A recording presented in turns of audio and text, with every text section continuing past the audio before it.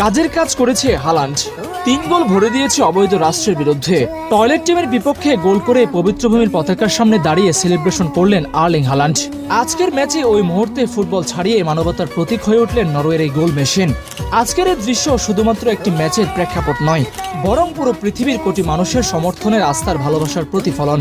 যাদের মানবতা, বিবেক এবং ন্যায়বোধ আছে তারা সবাই আজ নরওয়েকে সমর্থন দিয়েছে।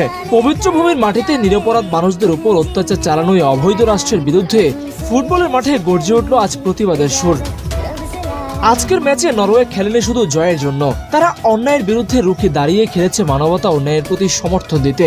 হালান্ড ছিলেন আজকের ম্যাচের মেইন ক্যারেক্টার, যিনি মাঠে পুরো বিশ্বের কোটি কোটি মানুষের ভালোবাসা, আস্থা ও সমর্থনের ভার নিজের কাঁধে তুলে নিয়েছিলেন। প্রথমে একই পেনাল্টি 2বার মিস করে বসেন হালান্ড। সেই মুহূর্তে হতাশায় চুপ হয়ে যায় সমর্থকরা, কিন্তু হালান্ড শেষ পর্যন্ত নিরাশ করেননি। দর্শকদের ভালোবাসার প্রতিদান 2 হাত ভরে দিয়েছেন।